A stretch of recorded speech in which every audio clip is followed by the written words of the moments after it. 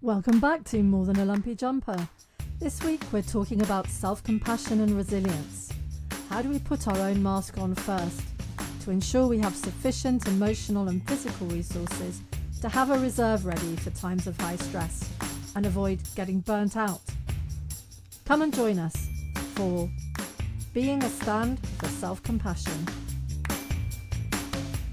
Hi Bobby, how are you feeling today? Hello, although I have just referred to myself as the Croakmeister, so I have my instructions for what to do if I start coughing to death, but I don't think that, well, I'm hoping that won't be an issue. We'll see. But apart from that, I'm feeling, I don't use the word fine after our other recording. I'm good, a little under the weather, but I am good and looking forward to talking to you.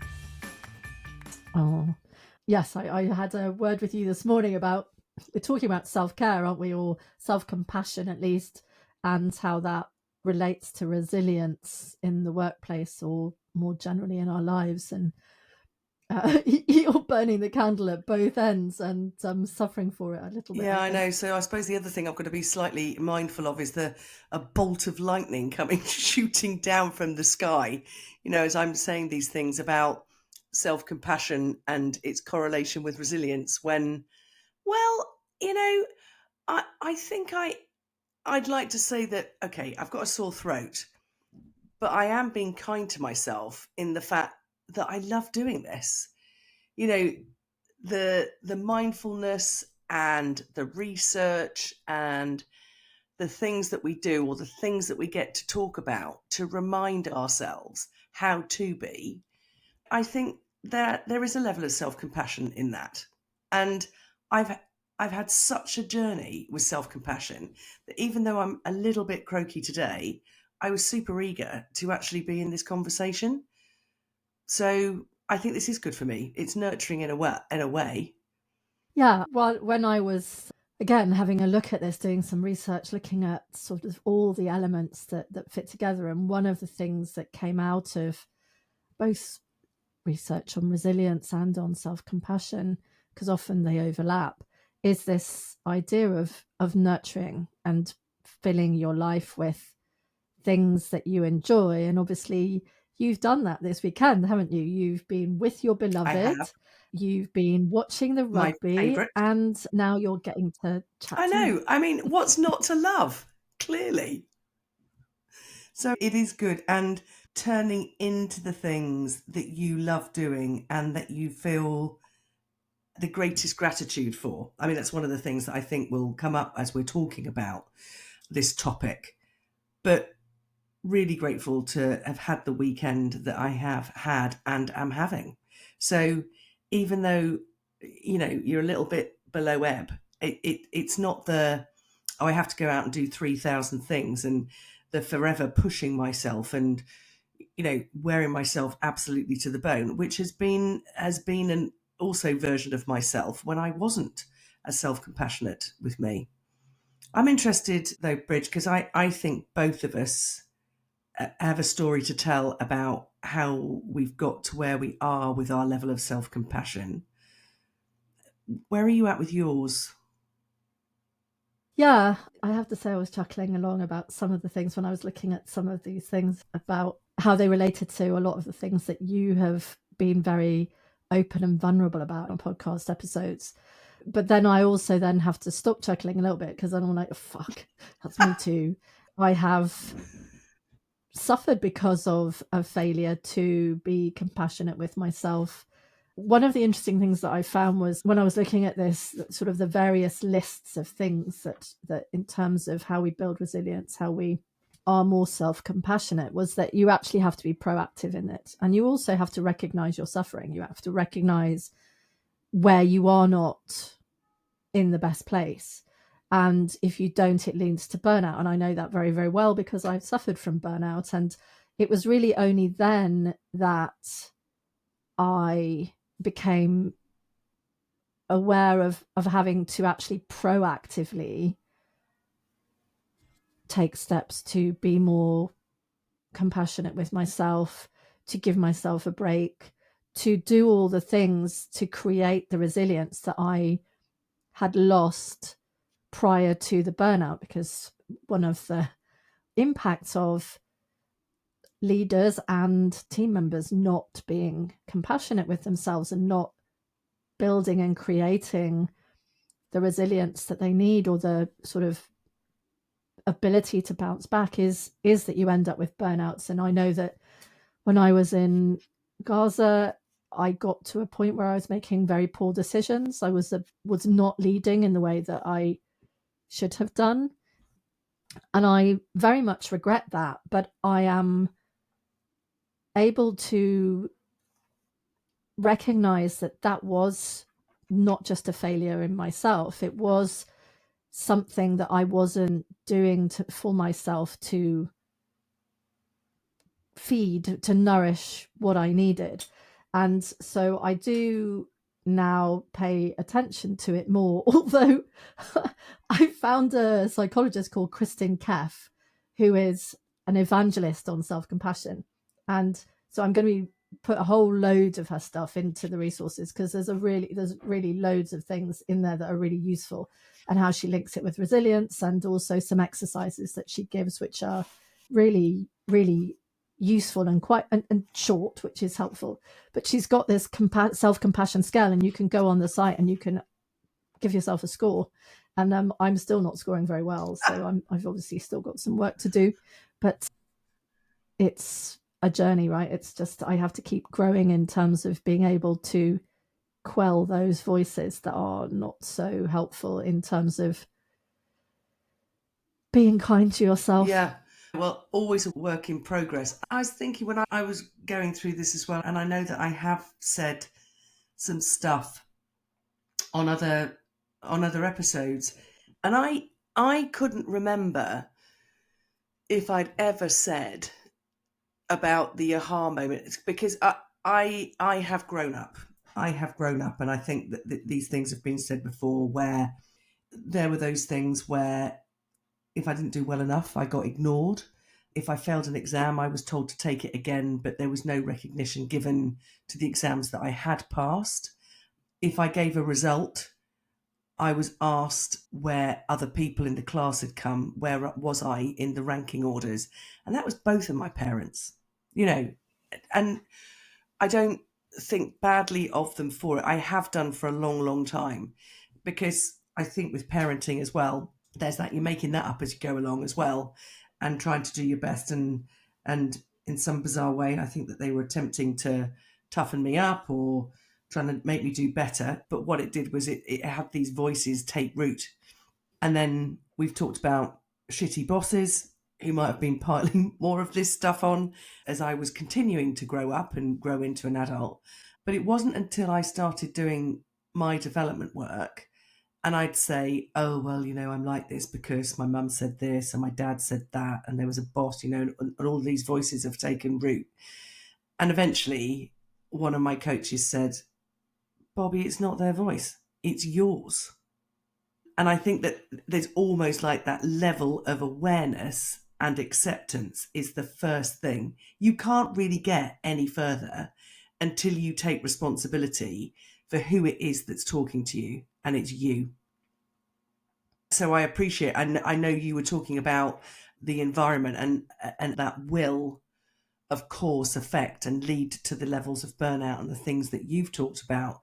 But in other points of time, I also reckon that where I come on the scale wouldn't be that great, because I can still be really harsh with myself. I'm very good at doing it for other people, being kind and what have you. But we've said before, haven't we, about talking to yourself like you're talking to your best friend. And the other one that I came across was this level of reparenting. And I talk about this without trying to get too deep with coaching clients and freaking them out a bit. But often I'll say to people, how old is the voice that's talking to you? And mine's a teenager.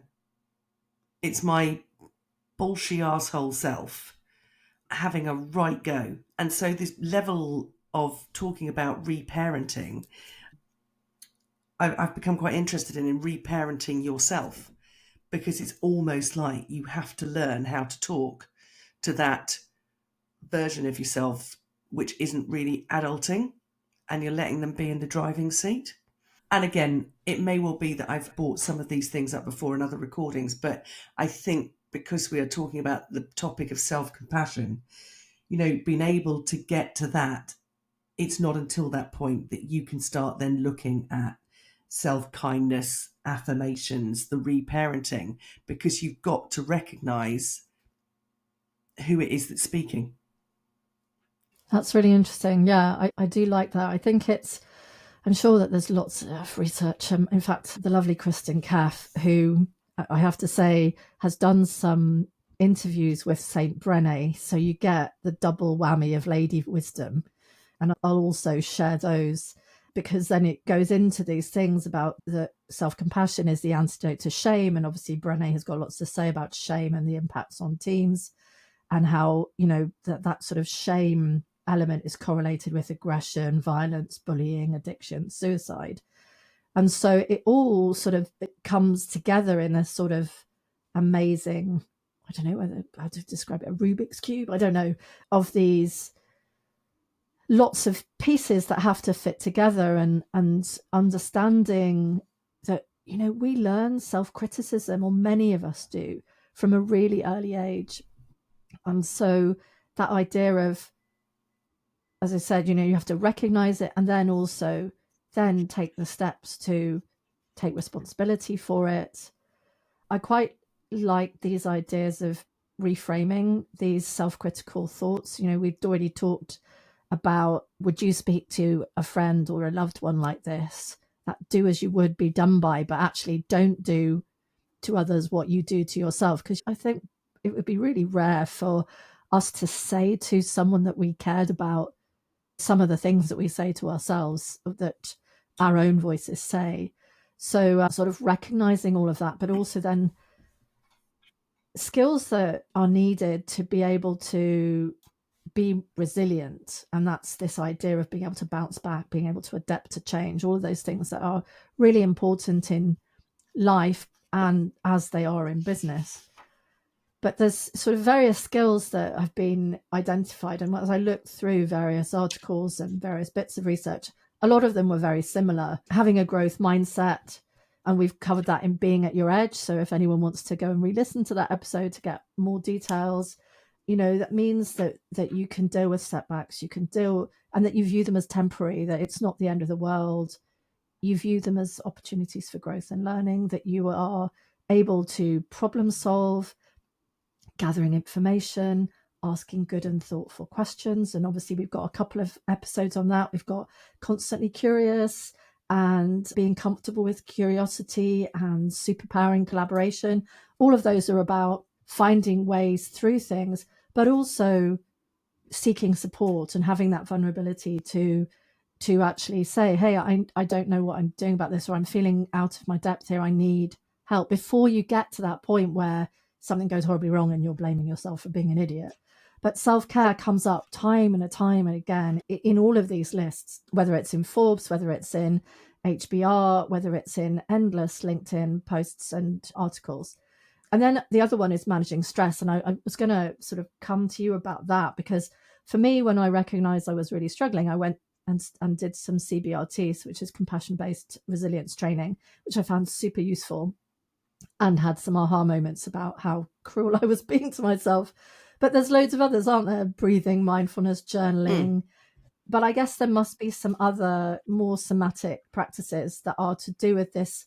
When you start to feel that, either that voice or the stress or the anxiety, even if you don't hear a voice, it's just a sort of automatic response to things that you might be doing. Yeah, for sure. So with the training that I've come to over the last 10 years in now, but the bodily practices, but in both the coaching worlds that I work in, when I first was beginning in my development, I think there was very much around, I had to get quiet. So there was the sitting practice, there was meditation, there was rest, there was the skill of learning to do absolutely nothing and just being with myself. And it was absolutely excruciating. I don't think I've ever been in so much pain, emotionally and physically. I was like, how could something so lovely feel so fucking awful? But it really did. Because, of course, what was going on, and you know, my massive exploration into the body and the somatic since then was because I was breaking armor.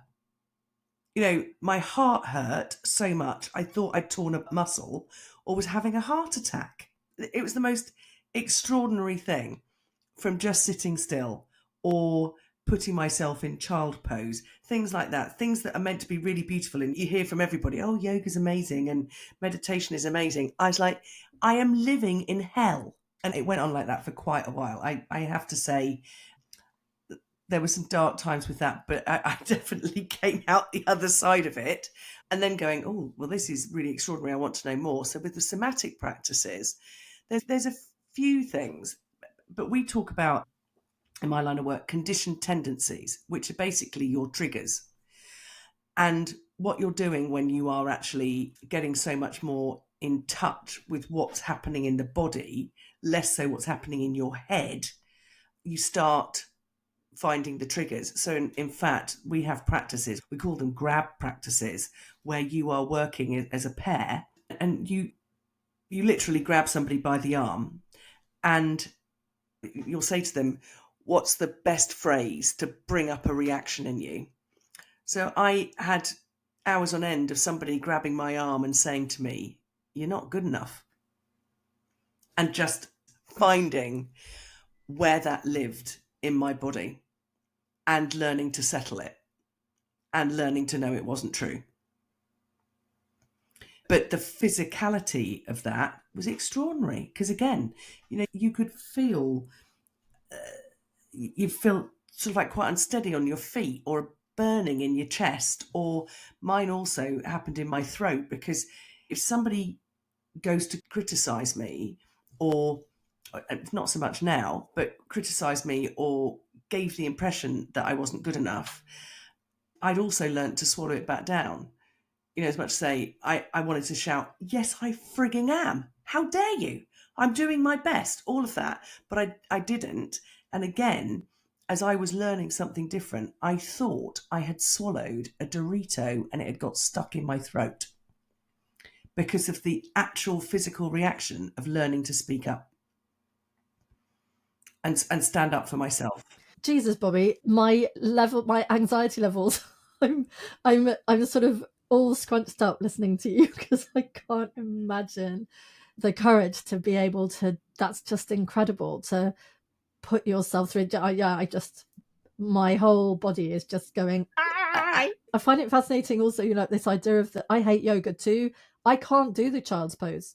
I just can't get into it. And so, yeah, I'm sort of, I still that. cry now when I put myself into child's pose, because there's some, again, visceral reaction about self-soothing, self-comforting that brings up another. And again, a lot of the time when some of these things are being done, the other thing that you have to learn is to not try to rationalize it. So, you know, you can't have people saying to you, oh, where's that come from? You know, what's the story behind that? Because half the time I go, I don't know, but it's happening. I mean, it's the most inordinate learning of acceptance. And it was horrific and yet absolutely gorgeous all at the same time. Because I think you've said that, you know, that I feel different, sound different. I talk about different things than when you first met me in my 20s. And it's as a result of yes, yeah, absolutely. It's as a result of going through all of that and just coming out of stuckness. That's why I now do the work that I do, because I am living proof of that level of, oh my frigging God, is just so flipping worth it, in terms of what it opens up when you can learn to be kind to yourself and stand up for yourself. You know, being kind to yourself is standing up for yourself as well. And that's where I think the correlation of resilience comes in as well. So I feel much more resilient in self with not having that voice take the driving seat anymore. I think another element of the, as you say, standing up for yourself, one of the other elements that I came across was this idea of managing boundaries. So, there was a whole load of things that you need to do to actively learn and grow into being resilient, and, prioritizing self-care, which includes managing your boundaries. And we did a big episode on that with Being Guilt-Free with a No with the lovely James Fulford Talbot. But things like sleep, getting enough sleep, getting exercise, eating healthily, doing things that nourish you, that idea of the happy list. And, we did a whole episode on happiness as well, on being happy with happiness. So all of that builds a reserve. And when I look back to the times where I have really not prioritized self-care or any of those things, and have then lost my reserve and not been resilient to, really, really difficult working conditions, and then burnt out, have been where I haven't been getting enough sleep. I haven't been prioritizing, setting aside time for exercise because I'm too busy. I've just been eating a load of crap because, one, I haven't got time to cook, or just I'm eating things that are comforting, which generally aren't particularly healthy, not particularly comforted by broccoli, unfortunately, or raw carrots. So that, just putting it out there. So I think that, those things of speaking out to be able to set your boundaries and say no, to say I can't do that, or to say I need to reprioritize, or to say I'm going to be delegating that, and it not being self-indulgent, because I think that sometimes there is a concern, when people have conversations, and we've had this thing about things that are fluffy, things that are soft skills, but actually when men or women vocalize a need to prioritize their self-care as part of them being a good team member or team leader, there is this, often for many people, this feeling that it's just self-indulgent rather than it is necessary for everyone to be able to function well, effectively, efficiently, and be resilient for when they need to be. People don't realize that it's actually necessary. It's not a nice to have thing. How important it is, and it isn't prioritized by many, many people. And one of the other things I think is that it's really important that as a leader, you demonstrate an ability to be self-compassionate, to show compassion to yourself, because without it, you can't empathize with other people. And so, again, there's a whole issue about modeling. I completely agree. I mean, I read in preparation for this somewhere about, it's not fluff, it's real. And for leaders, what it was saying is that level of kindness, self-compassion, however you want to describe it, there are the benefits, and both philosophically and scientifically. Because when a leader is in that version of themselves where they're not very good at dealing with their mistakes, they take failure very personally, there's not a lot of forgiveness, there's that harsh self-talk, they're driving themselves too hard. From the science perspective, and we've talked about this before, but the cortisol goes up big time. Whereas if they are really looking at being compassionate, generous, caring, of service, so they're building trust and belonging and safety in their teams, then both their oxytocin gets better, as does everybody else's. Why wouldn't anybody want that? Why wouldn't you want to be in a leadership role doing that? And that is not fluff. That's real. So I'm in complete agreement with that. But we're back to this whole business that until they can be compassionate with themselves, it is really tricky to really feel like being compassionate with other people. I was thinking, when I was that reparenting, I didn't start reparenting myself before I had step-parented and parented. And I think that's where I first caught onto it, because I was so quick to want to drive them, the children, in the way that I had been, when all of them wanted to be much more laid back at school than I ever was or was ever allowed to be. And there were things that were just almost ready to leap out of my mouth when one of them would say they got 9 out of 10 in a spelling test. and I want to ask which one they got wrong. So I started learning very quickly to do it with other people. But I think that leaders are the same. Again, if they're being harsh with themselves, it's too easy to do that with other people. So big stand for self-compassion. And as we say, not fluffy at all. Fluffy is a word I hate. Other than when I'm talking about puppies and rabbits. Yes, or sometimes Cushions, yes. So, I mean, we've talked about self-kindness before, and we had that lovely episode with the wonderful Nina Sims. And the definition that Kristin Keff had given to self-kindness is to try to be understanding and patient towards aspects of your personality you don't like. And it just made me think back to, I think Nina had, and possibly you as well, had talked about a book by Richard Schwartz, yes, which was No Bad Parts. Brilliant book. And that, I guess, really plays into that here. And again, I think also St. Brené, Gift of Imperfection, this idea that we recognize that, we're human. Everybody's human. We all make mistakes. We're all imperfect. We're all trying to be better. And that sort of common humanity, dampening down some of the self-judgment and much more of the self-kindness, realizing you're not alone. I think a lot of people, when they fail at something or they feel that they've failed at something, feel as if they're the only person in the world who is feeling that way or has ever felt that way. And then obviously things like mindfulness and not over-identifying with these feelings. You get carried away, you get wrapped up in the enormity of the terrible, terrible thing that's happened because you got 9 out of 10 on a maths test. Yeah. So I think that, all of those things come together. And if you can do that for yourself, then obviously, as you said, you can do it for others. And it's a great question. Why would a leader not want to do that? And when you ask that question, I'm sort of a bit like, yeah, I don't know. Can't think of a single reason why a leader wouldn't want, or an organization wouldn't want to have an environment where that is normal. Exactly. And I keep not wanting to interrupt you, but you say Kristin Keff.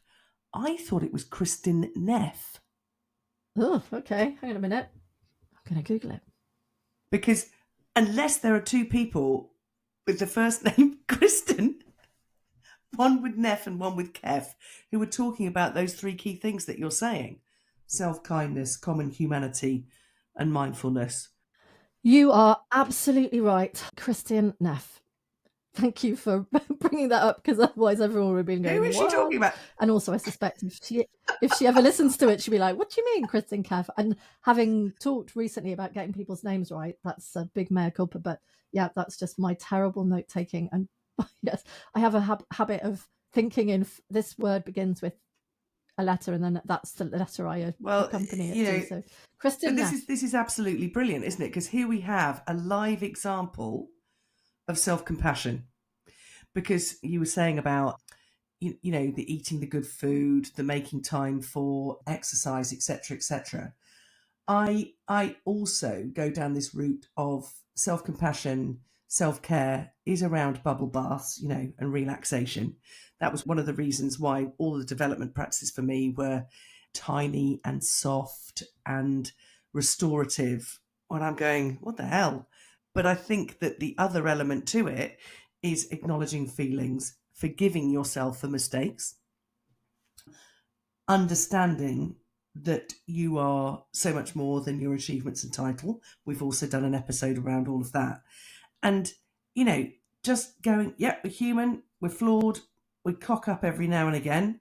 And that's what I love about our podcasts, because we give it warts and all. It's not this perfect, polished, shiny Instagram thing, which is just bullshit.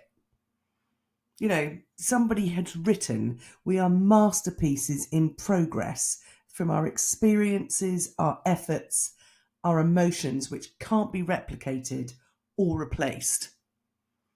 And I think that is when you're really being compassionate to self, when you just go, I get up every day and I'm doing my best, and I will persevere, and I will care, and I'll look to learn, and I'll look to improve. And again, those are things that I want to see in leaders, those mantras, that's what they're aiming for every day, and giving themselves a break. I love that. Yes. Well, I have to say I had various aha moments on, I guess, not worrying too much about having making a mistake in public, because when I was a barrister, as a not even a very junior barrister, being in front of judges who will turn around to you and go, "Is that your best point, Miss Forster?" After you've just given a very long, complicated, whatever it is, clever oratory piece, persuasive piece about something, and that's their response, makes you feel about Yay high. the size Yeah. of thunder. And actually just being able to just go, yeah, okay, fair point, because actually lots of times you haven't got a great case, and you're just doing the best you can with something that's not brilliant, and the judge knows that, and actually pretty much everyone, maybe apart from your client, already knows that. So yeah, I've been through so many of those moments where you quite like to shrink down and disappear, to eventually get into a point where you're like, yeah, that's another one, and what else, I didn't die, it's just a story to tell that you can joke about in the pub afterwards, Exactly. and life goes on. So yeah, that is one thing I have learnt. But I think with other things, I think most of my judgment comes about my interactions with other people. So my real self-critical voice is about, not managing my emotions, or how someone has felt bad, or I have lost my temper over something. All of those things, where you replay them in your mind over and over again, years and years and years later, about, oh, and that happened, and I should have done this, and I didn't do this, or that. What's the word? I think I've raised it before in one of the episodes about le mot d'escalier, which is, I should have said that. That's the perfect response to, or that would have been, being calm and actually talking to them rationally, rather than just losing your shit and running out and slamming the door. So those are things that I still need to deal with in myself. But you're not still doing that though, are you? Or are you? Oh yeah, I think that I have my moments, and I'm much more aware of it now, and so I think that I find that I'm able to stop that. So if I can feel it, but it still goes on, it'll be a couple of evenings or dreams or nights trying to sleep going, ah. Most of the time I can stop it, but not always. I've got a few that still play over years later. And I do think that's where there is this correlation with resilience, because what can happen, and I'm with you, those things that wake you up in the middle of the night that you think that you've forgotten about from years past, or whatever it might be. But without self-compassion, that's when you are spiraling into blame, which we've talked about, of course, the despair, when things haven't gone as planned, all of those sort of elements, and the shoulda, coulda, woulda sketch. And I think with self-compassion, and this is where I sort of like come out with resilience, is that where you start trusting yourself more, that you've got this. That's not likely to happen again because you've got this. That you're asking for help because you no longer believe that you'll be judged or seen as weak. And taking a breath, and the word we keep using, curiosity, to be in that level of willingness to learn, and then still accepting, back to the self-compassion, that you'll have days when you will go and squawk at somebody and storm out and slam the door.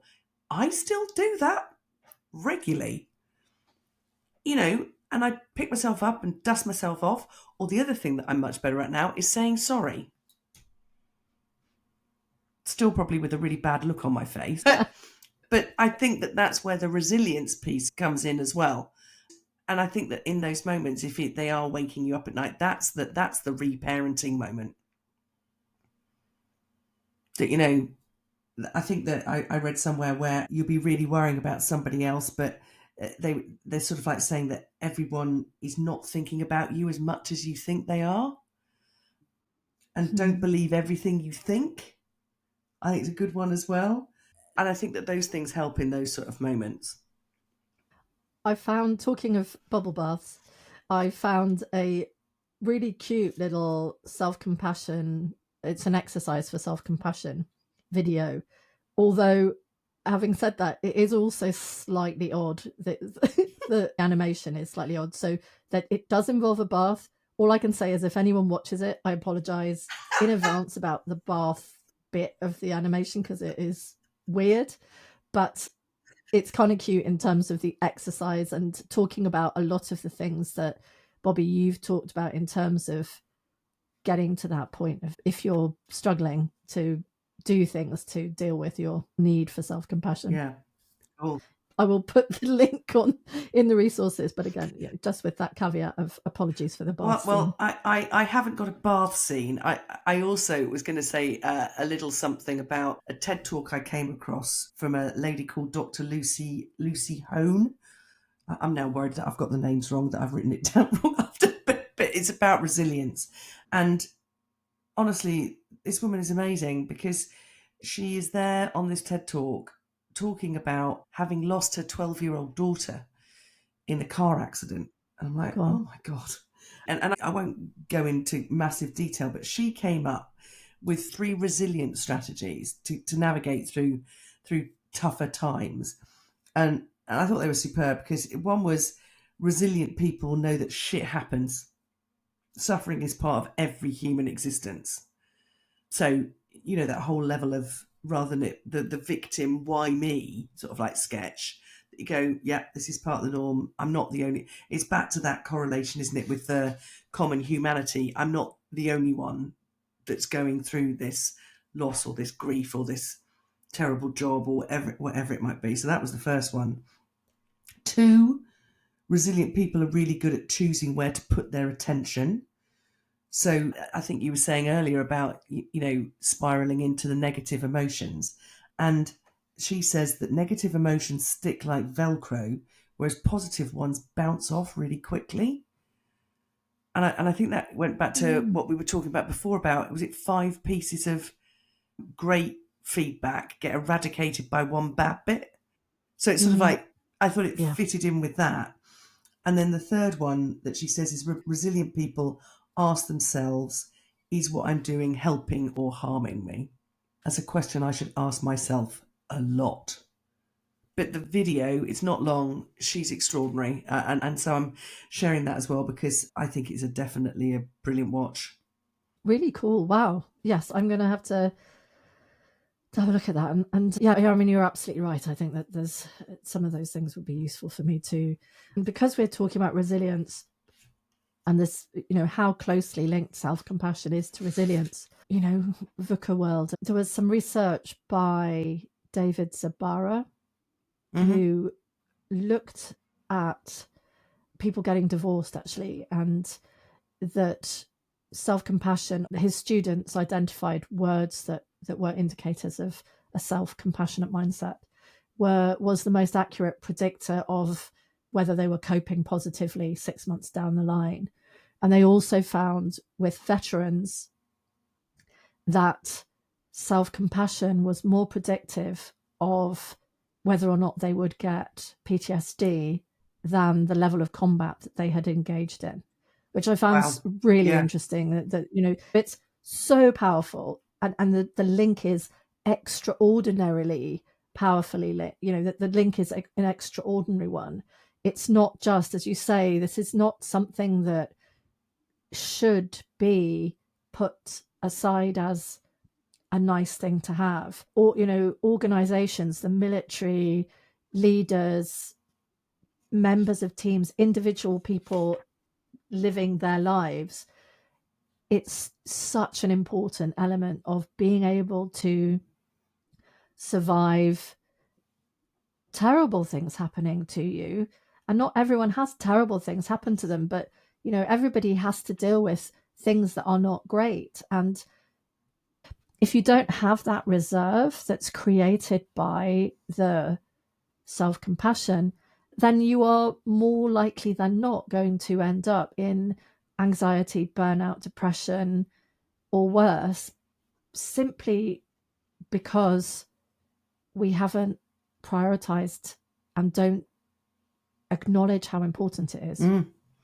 I think one of the key things, if people do little else but that creation of that reserve that you're saying, is that benefit finding, gratitude, whatever language you want to use to it, that practice of gratitude, hunting for good in the world, is what helps build the reserve. So I often with clients do what I call a resilience practice, which is like a visualization, but we all have that perfect spot. You know, mine's a lake, a landscape, or dipping my toes in the sea, something like that, but something that you can shut your eyes and be taken to straight away. Other people, it might be, I don't know, Glastonbury, massive rock concert. It doesn't matter. It's the thing that brings you that juicy warmness that you feel all over your body, that makes you feel really, really great. And just be in that for 5 minutes. And you can turn the volume up on it, make the lights brighter, make the sound noisier, whatever it might be within that visualization that you're doing, or dampen it down a bit if you need it to be more restful. But that practice is another way of building the reserve. And you can take yourself there with a click of a finger or fingers. And I think that it's little practices like that I think just keep us in that space where we can be kind to ourselves and, as a result, kind to others. Lovely. Right. Well, we've reached the end of that episode with loads of information, lots of things to think about, lots of practices to be kind to ourselves. Do you have a quote? I do, and it's from Helen Keller this time around. And she is quoted as saying, "Although the world is full of suffering, it is also full of the overcoming of it." Nice one. Thanks, Bobby. Go forth and be kind. To yourself. Yes, and you too. Bye. Bye. Thanks for listening. All of the resources are on the More Than a Lumpy Jumper website and on the podcast page. Next week, for Loneliness Awareness Week, we're talking about feeling isolated, and particularly how that can impact leaders in being lonely in leadership. See you then.